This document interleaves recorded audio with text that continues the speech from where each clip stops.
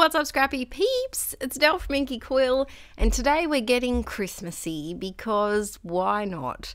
I'm slowly catching up on my 2017 albums. They're close to done with what I've printed. I still am missing a large chunk of the first 12 weeks of Archie's life, but the rest of it is almost up to date.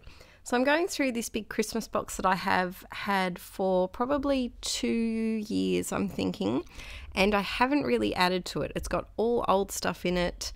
I didn't buy any Christmas things this year that I remember. I think I only got things that I got in kits, and I'm really trying to use up this box because I made a DIY December Daily kit, which is probably here on YouTube, I think, and I never finish the December Daily. I fail at it every time, so I've stopped trying now. But it's got Christmassy papers, but it's also got papers that I just thought went with my colour scheme. So today, while I'm posting this, is actually Archie's first birthday. It's Easter Saturday here in Australia, and it's his first birthday. Where has the last year gone? It's disappeared. So I thought it was appropriate to do a layout about his first Christmas, just another first thing for today.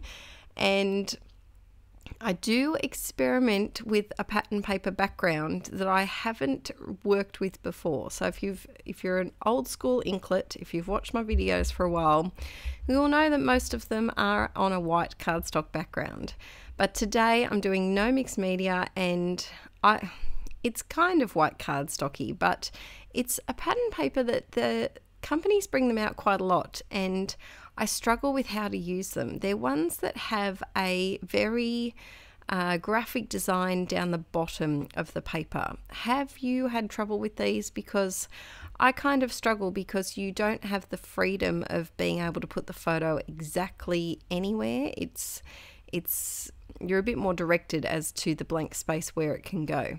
Let me know in the comments if you have used a lot of papers like this. That Pinkfresh Studio actually do quite a lot of them that have something going on down the bottom. I'm cutting it to, I'm pretty sure this layout is a 9x12, and I do get a lot of questions from new subscribers about how I do my albums. So when I finish the layout, I put it in a page protector, and then I put it in a 9x12 sized album that I buy from Studio Calico. And there is one album flip over here on YouTube. If you search Inky Quill, I think it's January album flip through, it'll come up. And the rest of them every month over on my Patreon, I do an album flip, and have done for, how many months has it been now? 8 months, possibly? No, more than that, 10 months, something like that. And I put my pocket pages, my project life, and my layouts all together in one, as well as putting in any ephemera that I get, so cards, menus, tickets, anything I feel like just hole punching and putting in my album. So check out that video if you are a bit unsure as to what I was explaining then, or if you haven't seen my album flips before. So I'm adding some tape here, and I did cheat a little bit and cut out the center of that beautiful wood grain paper, just because it was a really nice wood grain. And I know I have paper exploding out my ears. Actually, I don't have too much paper. I have a lot of paper. Not too much though. I have so much paper that I could never buy a piece again and be happy with creating albums until Archie's probably 30. But I really liked the wood grain, so I did decide to keep it. And here I do a bit of a sneaky. So I wanted to have what looks like a long strip going behind the photo. And instead, I just used 2 tiny little pieces, put a bit of tape on them, and line them up at the top of the bottom of the photo. So this is a sneaky way if you're running low on papers, or if you have a favorite paper that you really want to use but you don't quite have enough. You can see there, that's the back of the red stripy paper. You can always do a little bit of cheating and cut the bits and make it look like it's going all the way, but it's really not.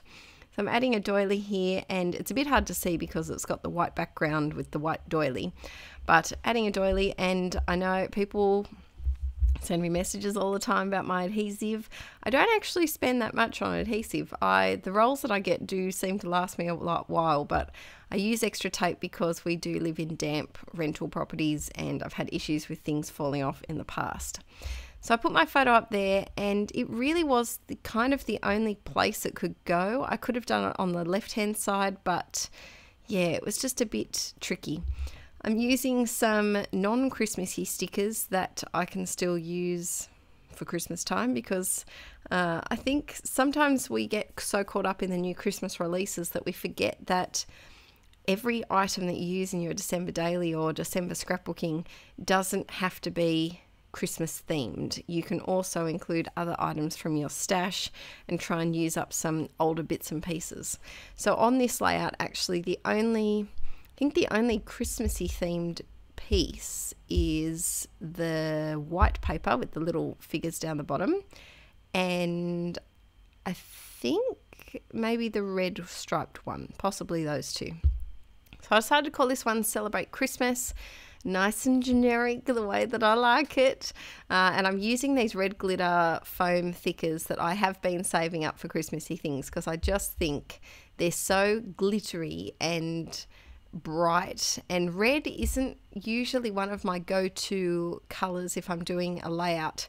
I think it's because red mixed media is very touch and go as to whether your splatters look like blood or whether they look like paint. So I tend to stay away from red mixed media unless it's just a little detail of red here and there.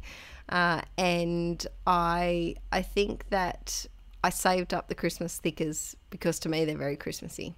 So here I'm adding some stickers from this sticker sheet. I think it's from a Dear Lizzie collection from a couple of years ago, and my Christmases are usually, they're pretty much the same colours that I have all year round. A bit of pink, bit of turquoise, bit of gold, and splashes of red in there for Christmas as well.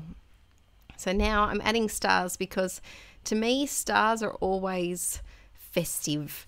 So there are some other Christmassy items. That puffy sheet of stickers is very Christmassy themed, but stars are something that we all have lying around somewhere in our stash. I'm adding a few tiny word stickers, also from a Christmassy sheet. So I lied, there was actually quite a few Christmas themed products on here, but there's also not. The title, for example, the Celebrate, is not from a Christmassy one at all.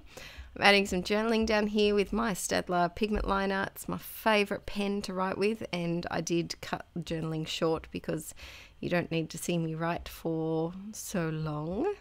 And now I added a doodly border around the outside because why not? And I felt like, I don't know, this is going to sound ridiculous, but I felt like the creatures were going to walk off the page. It kind of gave them a fence, it gave them a boundary. I know that sounds silly, but to my eye, it needed a border. It needed something dark around the outside.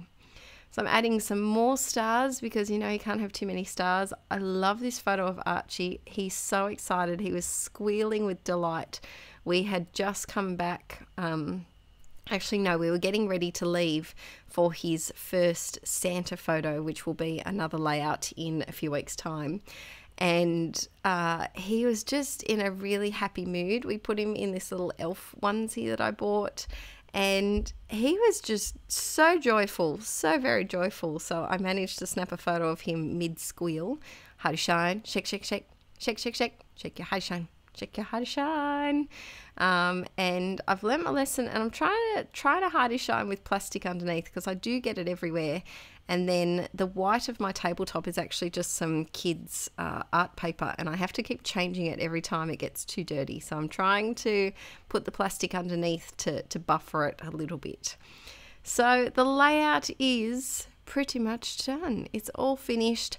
I must say I do like the pattern paper down the bottom. It's quick and easy if you don't like embellishing, because the embellishments are pretty much already there.